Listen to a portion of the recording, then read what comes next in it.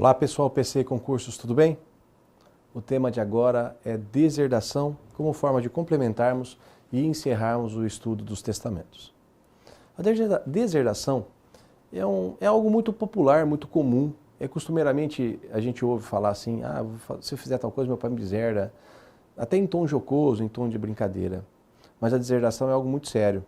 Ela é uma disposição testamentária extremamente séria. E ela se dá quando um testador priva o seu herdeiro legítimo do direito de ser herdeiro em razão de algo que ele tenha cometido. Hoje, a deserdação ela passa por uma releitura, por um repensar. É necessário que nós imponhamos as cláusulas de deserdação somente de forma restritiva. Cláusulas que antes eram possíveis, como, por exemplo, deserdo meu filho porque é homossexual, deserdo meu filho porque torce para determinado time, deserdo minha filha porque ela tem uma conduta que eu não concordo, tem uma vida sexual aberta que eu não concordo. Esses motivos hoje não se justificam. As deserdações têm que ser por motivos pessoais, graves, principalmente quando existir atentado à vida do testador. Esse é o conceito de deserdação, então. Ato unilateral, pelo qual o testador exclui da sucessão herdeiro necessário, mediante disposição testamentária motivada em uma das causas previstas em lei. Assim, a deserdação só pode se dar se houver uma causa prevista em lei. A deserdação é muito parecida com o que nós já estudamos de indignidade e da erepção. A indignidade, que está lá no artigo 1814 do Código Civil, é o que nós chamaríamos de exclusão da sucessão, os que são excluídos da sucessão. Lá no artigo 1814, contemplará que aquele que atentou contra a vida do seu antecessor, que aquele que atentou contra a vida do pai, do filho, da esposa do seu antecessor, aquele que caluniou indevidamente o seu antecessor, será privado do direito de herança. Porém, ali, a questão é automática. Não precisa de testamento para isso. Se um filho matou um pai, ele será naturalmente excluído da sucessão em razão do artigo 1814. Evidentemente que essa exclusão demanda uma ação específica judicial, como a gente já viu também, cuja previsão está no artigo 1815 do Código Civil.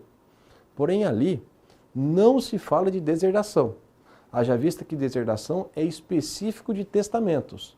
A indignidade ou exclusão da sucessão é feito automático, é feito do comportamento. É basicamente o tal do venire contra factum proprium. Ninguém pode se beneficiar da sua própria torpeza. Se eu matei meu pai, não posso ser beneficiado desse ato. E também a deserdação não se confunde com a erepção. A erepção diz respeito à retirada de alguns bens apenas do acervo patrimonial e não de todo o patrimônio. Assim, no entanto, como a indignidade, a deserdação tem efeitos pessoais. Ela atinge apenas a figura do deserdado. Então imaginemos aqui, João com 3 filhos. E esse filho aqui tem 2 outros filhos. Então aqui estamos os filhos e aqui estão os netos. Ok? Muito bem, João morreu. E deserdou esse aqui. Esse filho aqui está deserdado. Portanto, ele não é herdeiro. Ele não é herdeiro, mas esses outros aqui poderão sucedê-lo por representação. É como se ele fosse considerado morto, um morto civil. E os seus filhos o representam. Daí porque é dizer que a deserdação tem efeito pessoal. Parta da seguinte premissa, parta da seguinte perspectiva. Deserdação é pena. E a pena não pode passar da pessoa do infrator. Os herdeiros não se sujeitam a essas penas que foram estipuladas, penas inclusive em nível de deserdação. Porém, é necessário para deserdar que sejam preenchidos alguns requisitos que aqui estão. O primeiro deles, só podemos deserdar herdeiros necessários. Não preciso deserdar herdeiro testamentário. Basta que eu não contemple o herdeiro testamentário. Se eu não quero que o herdeiro testamentário conste no meu testamento, basta excluí-lo do meu testamento. Não é caso de deserdação. A deserdação, então, diz respeito a herdeiros necessários. Posso deserdar meu filho, meu neto, meu pai, minha mãe, meu cônjuge e até os meus colaterais até o 4º grau. Há de ser feito mediante testamento válido. O testamento pode, inclusive, ter apenas esse propósito. Tão somente esse propósito. Lavra-se o testamento apenas para se deserdar alguém. Um dos herdeiros legítimos passa a ser deserdado, então, por conta de um testamento adrede preparado. Porém, as causas são apenas aquelas causas previstas em lei, no artigo 1962 e artigo 1963. Ofensa física. Deserdo meu filho porque ele bateu em mim. Deserdo meu pai porque ele bateu em mim. Injúria grave. Xingamentos relevantes e graves. Relações ilícitas com a esposa do falecido. O filho teve relações com a sua madrasta, então o pai o deserda. O pai teve relações com a sua nora, então o filho o deserda. E desamparo de ascendente em alienação mental ou grave enfermidade mental. Já que o meu filho não me ajudou quando eu precisei, deserdado será.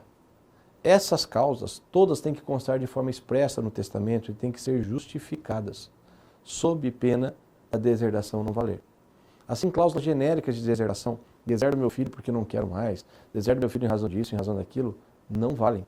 Não é possível prosperar uma alegação de forma genérica. As causas de deserdação devem ser aquelas que estejam contempladas expressamente na legislação. Na sequência, nós vamos tratar da redução das questões testamentárias, e isso também é um pouquinho complicado, aliás, como de resto, direito sucessório é bastante complicadinho. Redução das disposições testamentárias. Os herdeiros necessários não podem ser privados da sua legítima. E o instituto da redução dessas liberalidades é exatamente nesse propósito. Então vamos imaginar que alguém tenha esse patrimônio aqui. Ele tem a parte disponível e a parte legítima.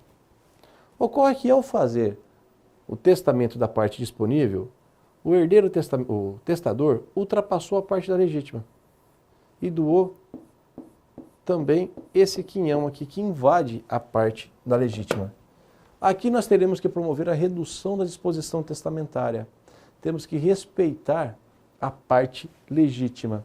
E vamos chamar, se for em vida, de doação inoficiosa, ou se for durante o testamento, de redução de disposição testamentária. Nesta hipótese, nós vamos então reduzir esse quinhão. Não significa anular o testamento. Patrimônio de 1 milhão. Eu poderia doar por testamento, aliás, eu poderia deixar por testamento 500 mil. Deixei 600 mil. Não é nula a disposição testamentária, apenas vamos reduzi-la para os 500 mil. Esta parte aqui deverá ser devolvida aos herdeiros necessários. Isso é a redução da disposição testamentária. Quando o testamento invade a área legítima, aquilo na onde houver a invasão da área legítima deverá ser devolvido aos herdeiros legítimos, portanto. E para encerrar, vamos falar da pessoa do testamenteiro. O testamento contém cláusulas testamentárias para valer como disposição de vontade para o depois da morte. E é exatamente por isso que se faz necessária a figura de um testamenteiro. Porque o testador já não mais existe. O testador é aquele que morreu. O testador é aquele que efetivamente realizou o testamento. E agora ele não está mais presente para cumprir o testamento. Como distribuir esse patrimônio? Como administrar esse patrimônio? Isso tudo fica a encargo desta pessoa aqui, o testamenteiro. O testamenteiro é aquele que vai executar o testamento nos exatos termos previstos pelo testador. E esse testamenteiro pode ser qualquer pessoa natural, logo não cabe pessoa jurídica, desde que idônea e capaz. Geralmente, quando alguém pede para um advogado bolar o seu testamento, esse testamento contemplará como testamenteiro o advogado. O advogado, então, é o testamenteiro nessa situação. Esse encargo não pode ser deferido à pessoa jurídica, como nós dissemos, exatamente por ser algo personalíssimo, demanda pessoa. E esse testamenteiro poderá ser instituído ou dativo, isso aqui é o interessante. Alguém vai ter que cumprir esse testamento. Esse testamenteiro já poderá ser nomeado no próprio testamento. O testador, no testamento, nomeia o testamenteiro. Portanto, quando o testador morrer, o testamenteiro cumpre o testamento. Porém, por uma falha qualquer, eventualmente o testador não contemplou um testamenteiro. E ao se abrir o testamento, ao ser ele trazido para o inventário, será necessário nomear-se um testador. Será necessário nomear um testamenteiro. E esse testamenteiro será chamado de testamenteiro dativo. É aquele que é nomeado pelo juiz, haja vista que o testador não o havia nomeado previamente. O testamenteiro é uma figura que exerce o munus público, ele tem um encargo bastante relevante, ele vai cumprir as ordens de disposição trazidas no testamento, ele vai cumprir, em última análise, a vontade do testador, e para isso ele pode ser remunerado. Essa remuneração é chamada de vintena. Vintena é a remuneração que se empresta, que se dá, que se concede ao testamenteiro. E essa vintena pode ser de 1 a 5% da herança líquida. Apura-se o montante patrimonial, pagam-se as dívidas e o que sobrar, o testamenteiro tem de 1 a 5% dessa herança.